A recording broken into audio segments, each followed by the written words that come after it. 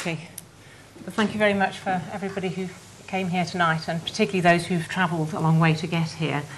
My research career spans 2 decades, and before I talk about obviously the second decade, well, the first decade was a clinical epidemiologist, and the second was a clinical scientist. But I actually like to start in that first phase, and this is really where it all started. Where's the beginning? Number 55. As you can see, number 55 is not the Euston Road, but Glengall Road. It's strictly avoided gentrification. But the reason why it started all there is this gentleman, the young Dr. Tom Williams. A chance meeting at the Whipps Cross course. I resigned my job and we decided that we were going to go out and do tropical research overseas, and we sent out our CVs to a number of overseas centres, including the Premier Centre in Africa, the Gambia, the MRC unit in the Gambia. And this is the reply that I got from the director at that time.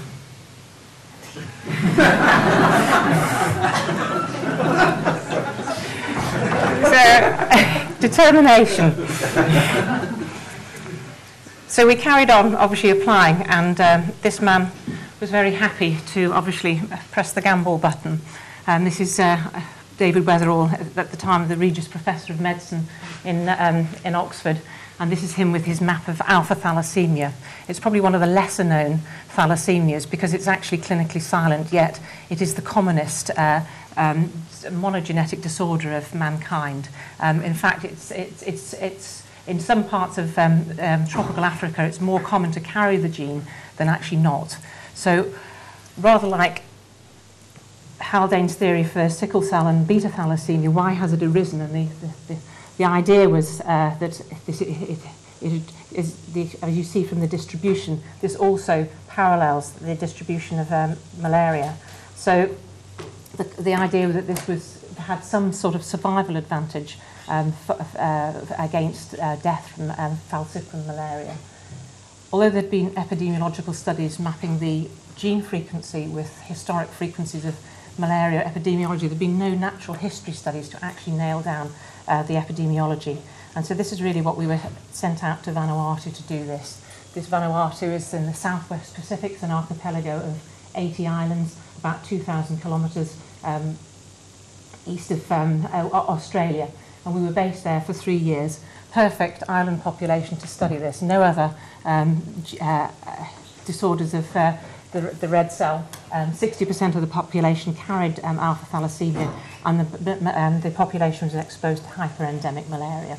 That meant that about 30% of children at any one time would be carrying malaria parasites.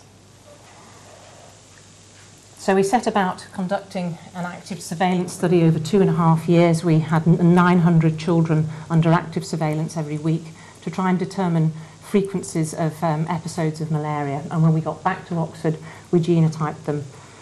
But however, when we were there, we noticed that some rather odd things. And I think one of the things that was very striking, that even although this was an area of hyperendemic malaria where we were expected to see a lot of severe disease and obviously death from severe malaria, we actually didn't see any. So we actually set up a hospital study to look for severe malaria, which was very, very limited, and usually limited around severe anemia.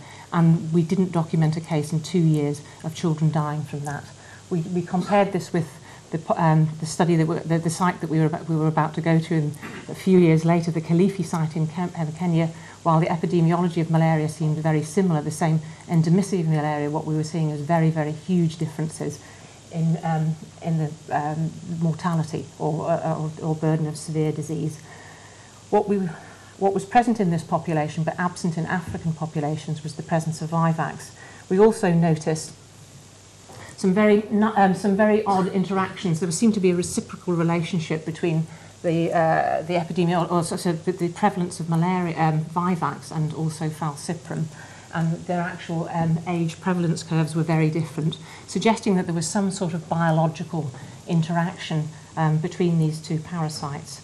And this was really borne out when we finally got to analyse it by genotype. This was the data that was analysed after we got back and genotyped all of our cohort, and found that actually, although we'd been sent out to show that alpha thalassemia protected against malaria, we showed the opposite. We showed that actually it made children more susceptible to malaria, but particularly Vivax, and particularly, I don't have a pointer, but Vivax in the first 5 years of life, having a significantly greater number of episodes of malaria, mild malaria that is, compared to a normal population. So this was obviously very surprising. It was the first time that there seemed to be any relationship between, obviously, Vivax and falciparum, but also a suggestion that actually the protection came through early exposure to parasites rather than protection. Was it biologically plausible? Well, children with alpha thalassemia have a lot of young red cells, and this is precisely what these two parasites like, and particularly Vivax. It has to attach to reticulocytes, which are available in abundance in alpha thalassemia. So we felt that there was a biological plausibility to this. Obviously, I couldn't have done any of this work if I hadn't been hugely supported by the first person, obviously, is Don Bowden. He's on the team. This is Don Bowden. He was known by the local population because of his gigantism as doctor with him big fella hand. So he first brought the work to David Weatherall's laboratory, and I worked on the parasite population in Chris Newbold's laboratory. I've known Tim for 20 years, and he's great at thinking about complexity. So great. But why is Roy here? Obviously, I came home with 100,000 data points with no idea or no strategy in how to sort of summarise this or analyse this. And he welcomed me into the Centre of Epidemiology of Infectious Diseases at that time. But the other person who was really key to helping me synthesise this was obviously the late Steve Bennett. Some members of his family are here today, and he really was a fantastic mentor for my PhD, and really sort of supported me all the way through. He's done amazing work in many, obviously, malaria studies. We all very much miss him. Were we successful? We think that the Maitland-Williams team was. We had, at the end of 8 years, we had 18 publications. We'd had, between us, 2 Wellcome Trust fellowships. We'd both finished our PhD. Jeff Pasfall's here. I see he examined me on my PhD. And also completed our specialist training.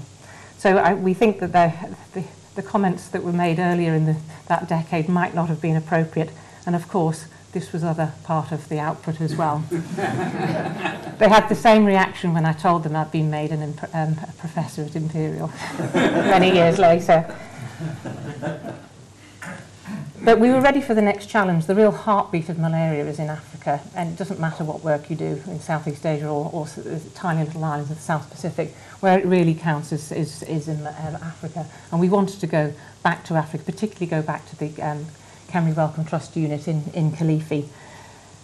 However, I've really felt that I was sort of slightly suffering from, obviously, this partnership between myself and my husband. While we had no internal dispute, obviously I was being I used to be asked, it's very nice that you're helping your husband with your research. Are you his secretary? And if you think this is anecdote, that was one of the comments that I got when I put in a fellowship application to the Wellcome Trust. Let's move on.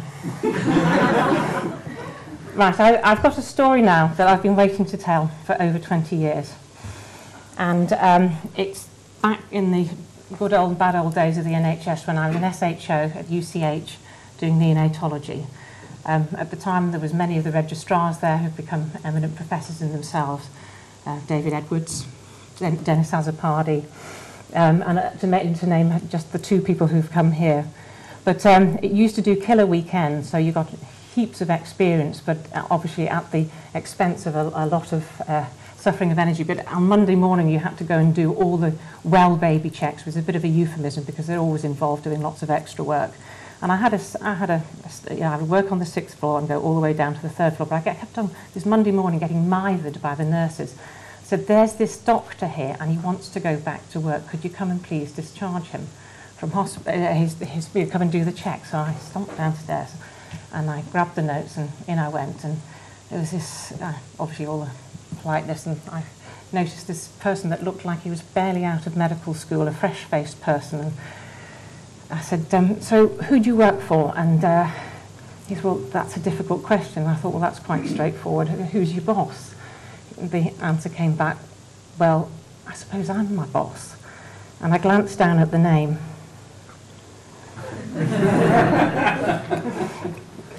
I couldn't believe it. There was this new, very, very bright professor that had been made, a very, very young professor, that the whole of it was the talk of the town.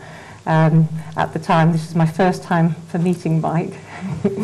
And this is not the nadir of the story, because I then squeaked, so how do we look after you? For which the answer came back, have you read the notes? Mike had delivered his own baby on the Tottenham Court Road, and we just delivered the placenta. Mike, that was Dodo, and that was me. Let's move forward. Obviously one of the excitements about joining the St Mary's and unit at the time, we applied for a lectureship.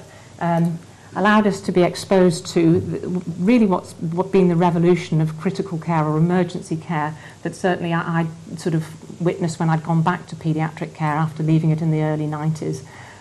The concept of the golden hour, that actually the decisions that you make at the doorstep or in that first hour when a very sick child comes through.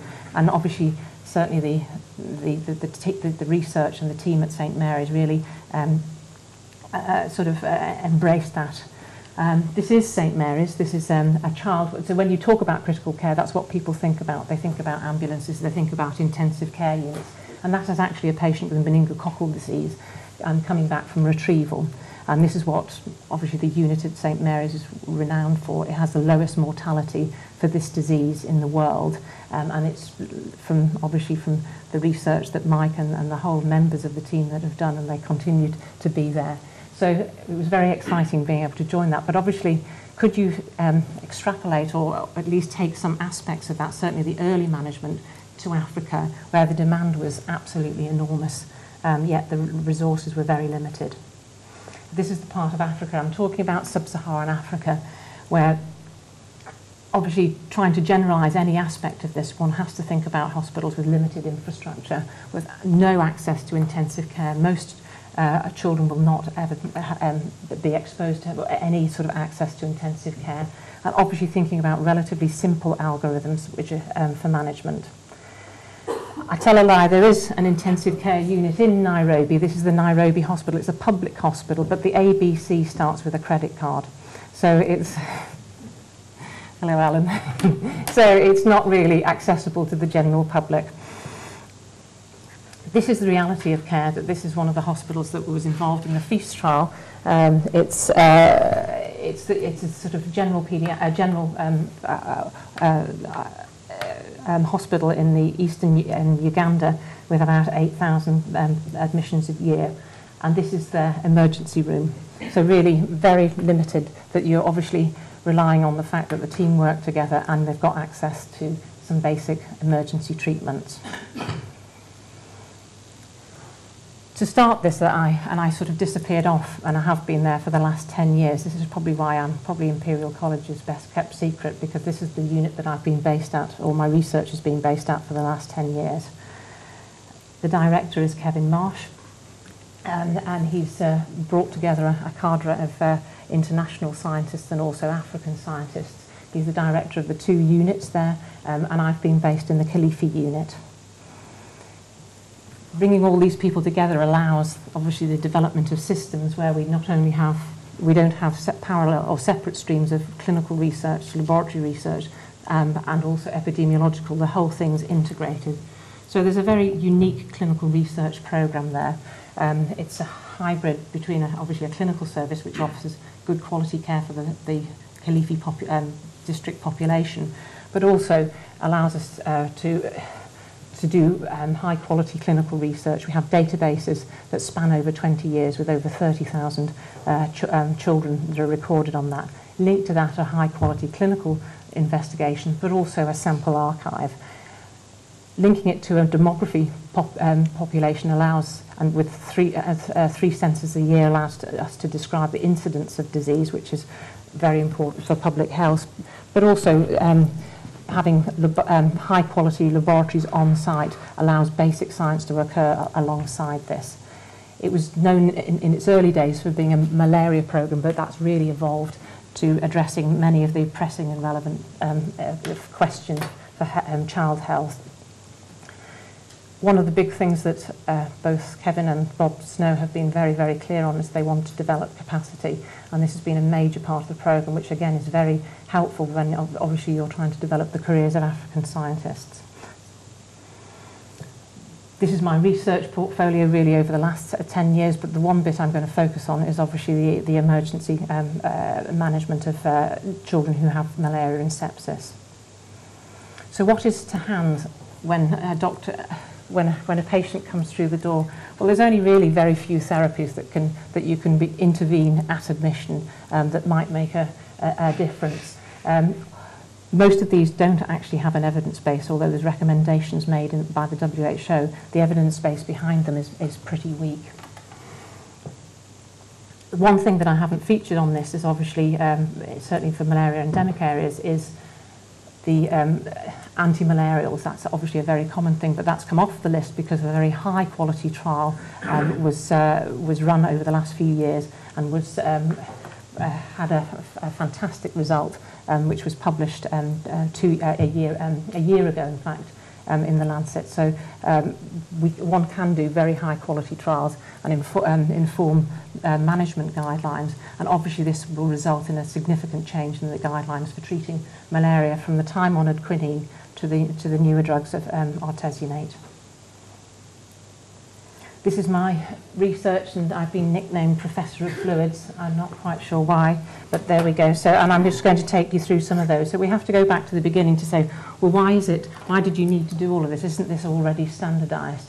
At the time when I entered the programme, malaria was really being described in two relatively non-overlapping syndromes, that of cerebral malaria, so any child who had impaired consciousness, and that of severe anemia, which, if you're thinking about emergency care, doesn't really give you a very good handle on to sort of the emergency or life-threatening signs and symptoms that can be treated. Further work that was done showed that actually, although these two components are actually very important, there actually is quite a lot of overlap between those. But respiratory distress was also seen as a component of this disease, and the thoughts was that the respiratory distress was really related to heart failure or pneumonia, but actually once it was started to be looked at systematically, it was found that this was metabolic acidosis. This was driving the respiratory distress, and the commonest cause of metabolic acidosis is hypovolemia. I'm going to take you to the bedside now. I hope this works. I haven't turned the sound down. Or it is down. Okay, there we go. So this is Achen Loy. This is how many children will present in Africa, and I just really want to show you respiratory distress in this child. This is in Shayateen Hospital in the emergency room, as you saw before, and these doctors are obviously giving her first dose of antibiotics, and this is the respiratory distress. She has a base excess of -28. So that's very, very severe acidosis. If you weren't trained to look for that, you wouldn't have picked it up in that child. You'd be more concerned about the fact that they had impaired consciousness and various other aspects. But that is metabolic acidosis. So we then try to deconstruct the ways that we describe the disease and try and use a critical care or articulate the disease in a sort of critical care manner, and went on to sort of publish quite a bit of this work. But it also meant that we had to undertake clinical physiological studies to actually try and understand the disease. If we're saying that this is due to hypovolemia, for people to believe you, you actually had to demonstrate it. And this is something called a CVP line. And this is, if in severe illness, the actual pressure of the column of blood coming back to your heart is low. And this is really what this demonstrates at children at admission. And it also demonstrates the response to a standard intervention, a bolus, which is between 20 and 40 mils per kilo. And that takes it back into the normal range. And with that, we saw the children heart rate coming down, their respiratory rate coming down, and really generally waking up and getting better. So we thought we were on the right track. Obviously, I couldn't have done this without Alan Pombe. It was many, many hours, particularly through the night, doing very hard work. Alan's at the back here. It allowed us to move forward and generate more data on this. We'd established that there was signs, fairly hard signs of hypovolemia. We then went on to establish through the safety of certainly bolus resuscitation, but obviously looking at which type of fluid would improve outcome, and so did a whole series of trials.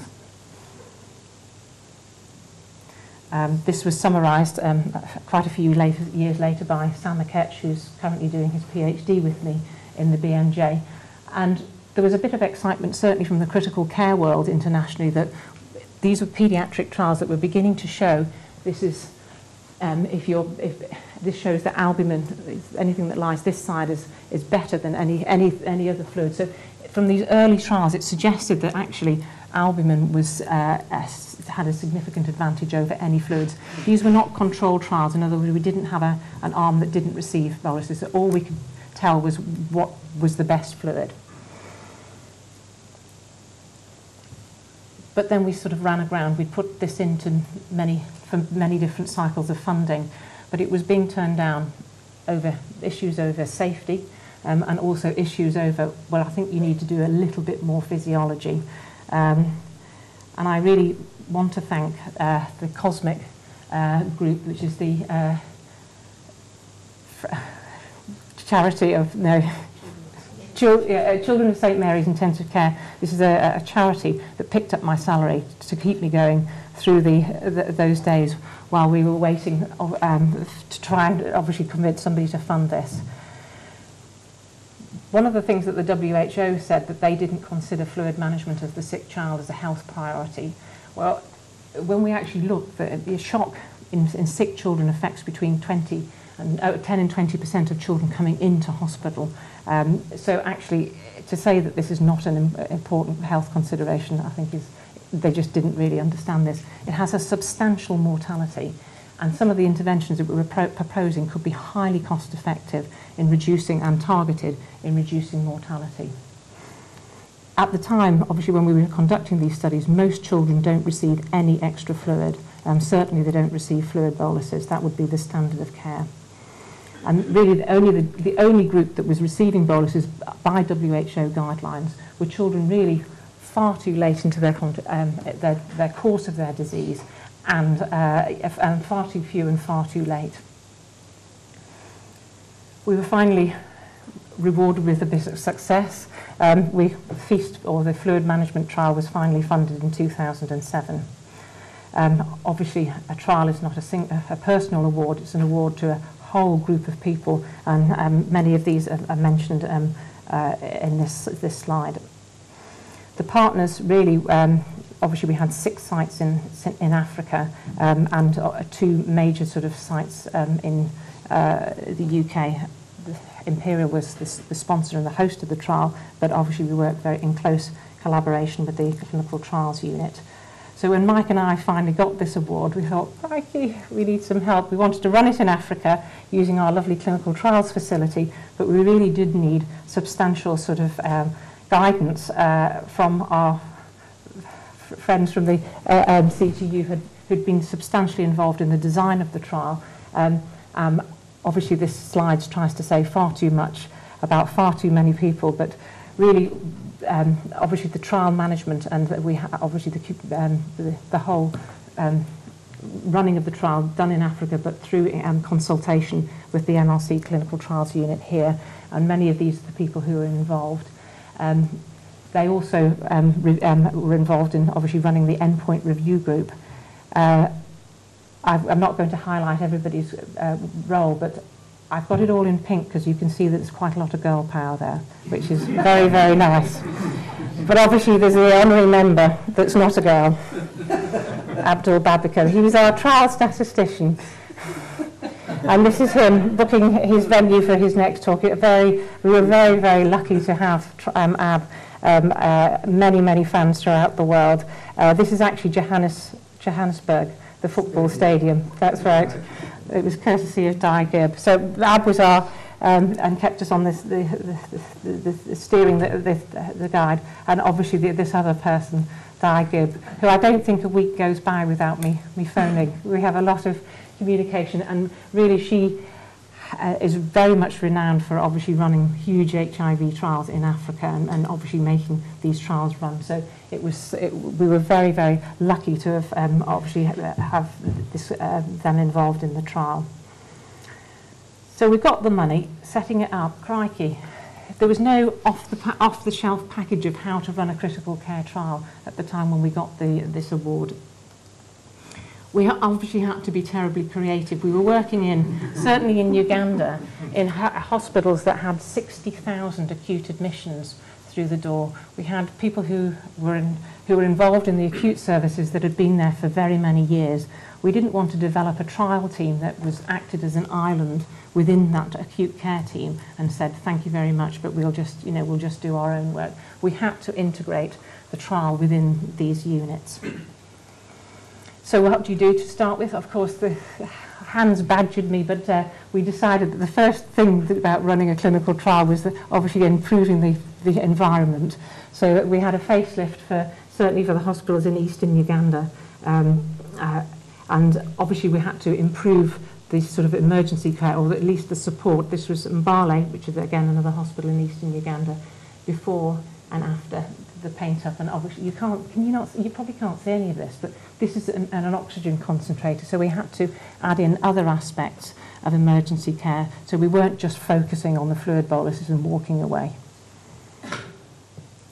The other thing that we put an extremely high value on was training, that we felt that all the staff, even from the child coming through the gate, from outpatients all the way through to the admission, that the pathway of that sick child had to have the training to recognise that sick child and obviously be able to give basic life support.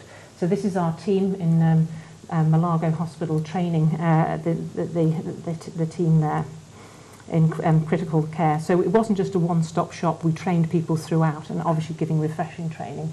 So as you see, this is just one hospital. This is the whole group of people who we actually trained for that particular procedure, for that particular something called an ETAC course, emergency triage and treatment. So pleased was Mbale Hospital with the developments and the changes that happened on the ward that we got from the governors or from the people running the hospital. We got a certificate of appreciation at the start of Feast. Absolutely key to running this trial was the involvement of our PIs. We couldn't have done it without them. Having their buy-in and having their leadership of the team was absolutely critical, and so we were extremely lucky to have these very dedicated people. But we're also really important, was, as I said, we didn't want to cut out people who'd been on the wards for many, many years, for whom the community really trusted. So this is somebody called Mary. She was a sister on the wards, and she helped sort of coordinate the trial. So she had a role. So everybody felt that they were involved, which we thought that was incredibly important.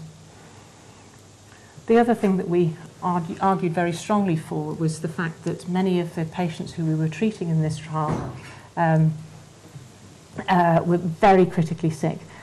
Obviously, to conduct any trial, any piece of research in children, you must have consent. We said that it was inhumane to ask parents to be taken away from the bedside to read out a 2 or 3 page consent form when the only thing that they were interested in was their child. So is that informed? Is it ethical? Well, the answer was no. So we argued very strongly, even although at the time in Europe it was that every single child being involved in a research conduct should have consent before. We argued that we should have assent before, so at least they understood that their child was going into a research study. They had the opportunity to say no, and that they would get the details later. This respected their rights, but allowed us to continue on and allowed us to continue resuscitation. And I think we've done a sort of social science project around, or sort of research around this, and this really gets the feeling of what it's like for somebody to actually try and take consent at the point of an emergency admission. It's actually unethical, I think. And this is exactly what this parent says, that you're asking me to make all these decisions when you've not even started to treat my child yet. The other thing that we felt was really important, we had a very, very close monitoring of this. We had 100% source document monitoring for over 50% of the trial, so that's a very intensive monitoring, but we obviously had to ensure that the monitors didn't alienate the teams. They were working in very difficult environments. And so these monitors that we actually recruited, and they trained all the teams why monitoring is terribly important, GCP, and so everybody understands. So we called them our friendly policemen. And they were very, very professional. So let's go to the trial. So the question was very simple. Does a bolus of saline, extremely cheap, compared to no bolus, which I remember is a standard of care in Africa, was the primary question. The secondary question of if boluses were of benefit, was saline better than, or albumin better than saline, based on the previous work we'd done. The previous work was done in children with malaria. Now, it's almost impossible, certainly in an emergency, to differentiate malaria from bacterial sepsis. And at an investigators meeting, we decided to go for broke. We decided to actually, let's do a trial in all critically sick children. So actually, at the end of the trial, we don't have to do a period of sort of generalizability. So this trial included not just children with malaria, but also children with sepsis.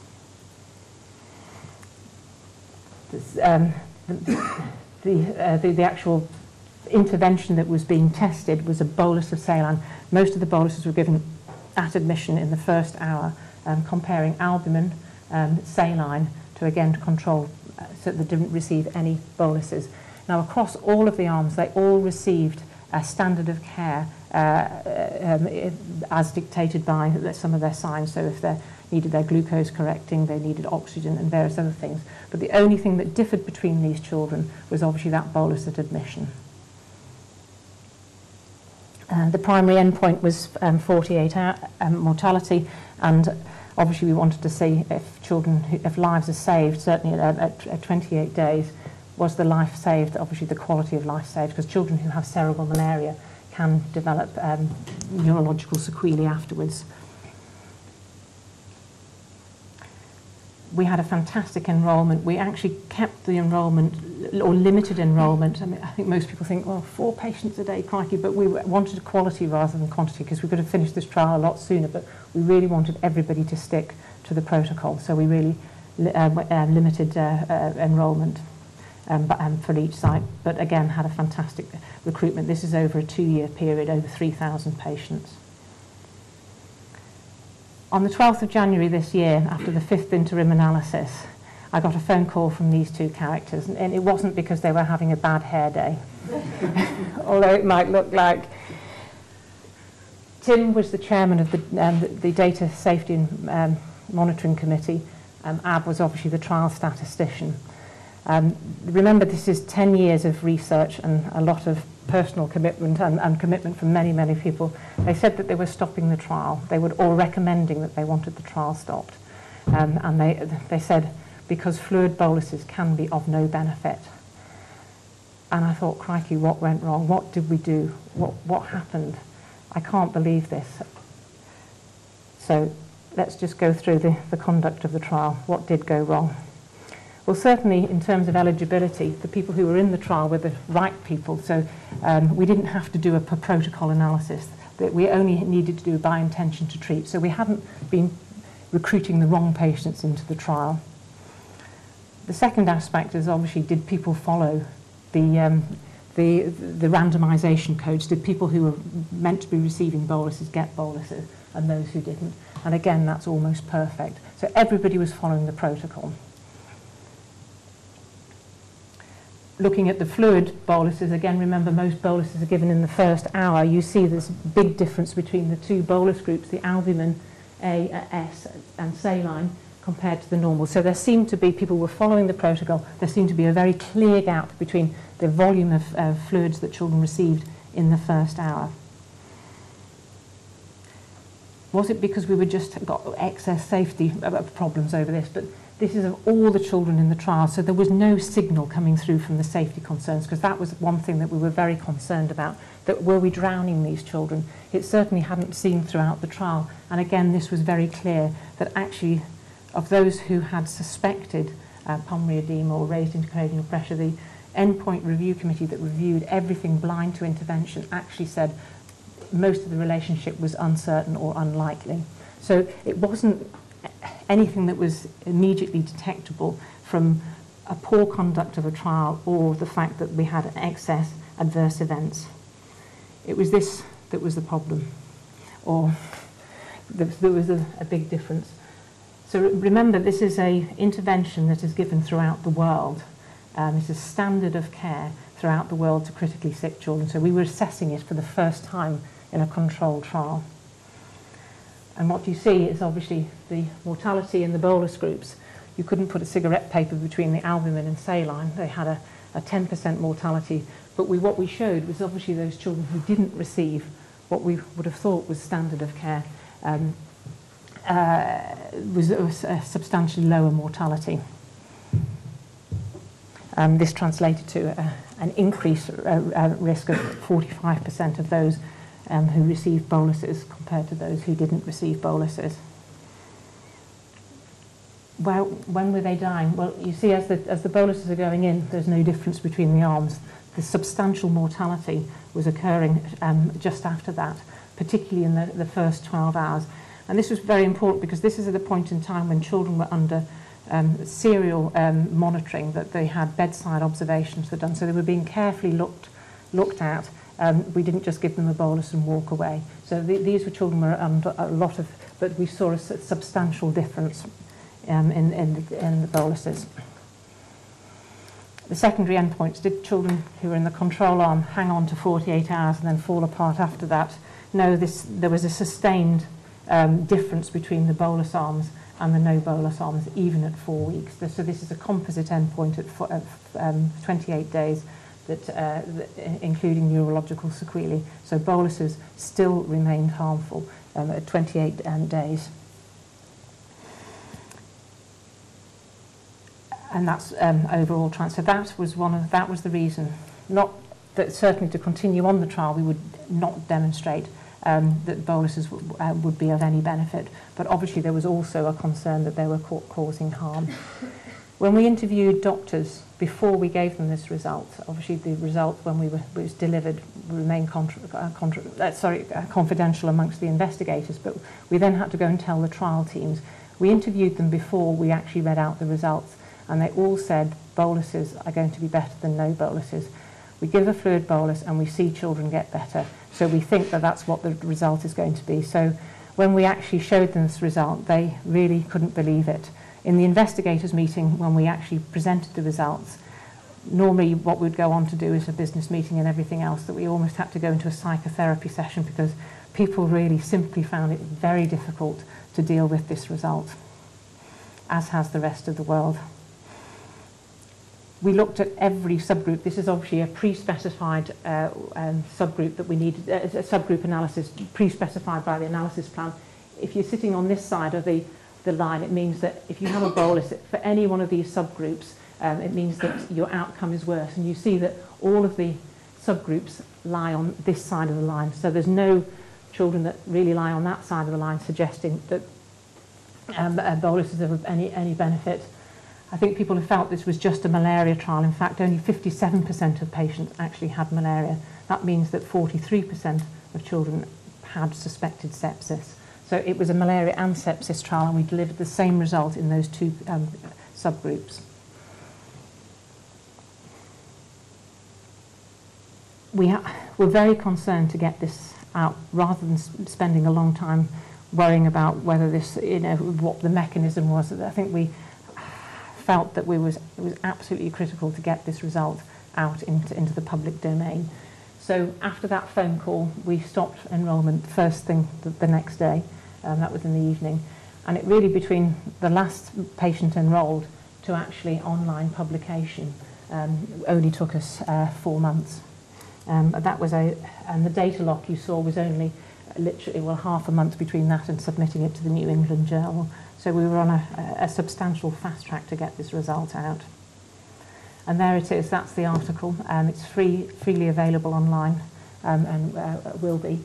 And we've just recently responded to much of the correspondence and included tables of new data. Our conclusion is that we already know that shock is associated with a very poor outcome, but actually this was the only randomized trial that's ever been conducted in this condition, not just in Africa, but throughout the world, and we showed that boluses were harmful. And we want to obviously have recommended that actually for the children in the conditions that we were treating, that this should now no longer be recommended. For the rest of the world, obviously people were finding it very difficult to take this in. We've had 5 commentaries in major journals about the trial. People are reading the trial from the tip of South Africa to all the way through to Papua New Guinea. I met somebody at a meeting last week in Holland, and he said he'd just come back from Eritrea, and the doctors are all looking at this and saying, could you help us understand what the FEAST trial means? So it is a really important trial that affects not just management, obviously here, but potentially management here. There should be obviously an uncertainty about its safety here or its use. Obviously, I can't finish this without obviously acknowledging many of the scientists that I've obviously brought through and have really helped with the studies. These are many people who have come through and going on to do PhDs. The current ones are Julie, Peter and Sam. The man that's sitting at the back of the room, Alan Pombe, was the first doctor I picked out in 2001 and came through the programme. And we talked about doing a PhD, but I knew that wouldn't be good for Alan. Alan had so many, a very, very bright man, but that was not his skills. His skills were other, and he went from there to GSK into the HIV programme, but was headhunted by the malaria programme, and his rise has been meteoric. And you've probably seen him recently commenting on the BBC about the recent announcement of their vaccine trial. So that's Alan on his wedding day. So he has achieved very well, and obviously he moves in different circles nowadays. Bigger, but not necessarily better friends. Don't ever send me a photograph, Alan. Are they cardboard? So I'm aware that we left you at the bedside with this terribly sick child a while ago. This is Achun Loy. Achun was not given an emergency bolus of fluids. She was treated with antibiotics and blood transfusions. For the next 24 hours, she fought for life in the emergency room, unable to drink until the following day. During that time, 2 other children died on the table next to her.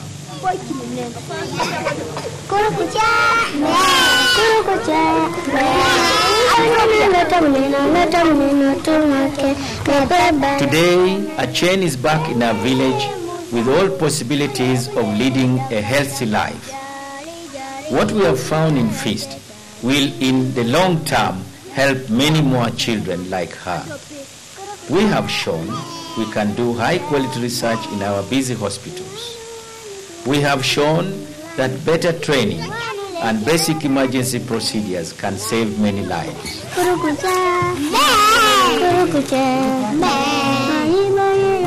But above all, we have added to our knowledge of what to do when children like Achun arrive very sick in hospital.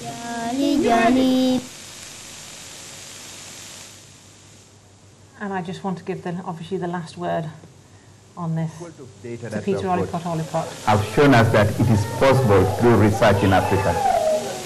Not every recommendation that is coming from the West or elsewhere it's applicable in Africa. So we need to do research in Africa for Africans. So the journey goes on. The silent emergency, my next 10 years. We're going to be looking at transfusion. There's going to be a lot of girl power in that. Abs handing over the baton to Sarah Walker. And we've got all paired organs and limbs crossed for a positive outcome from the MRC review committee in December. What has been my best scientific move over the last 2 decades? And I think really marrying this gentleman. Thank you.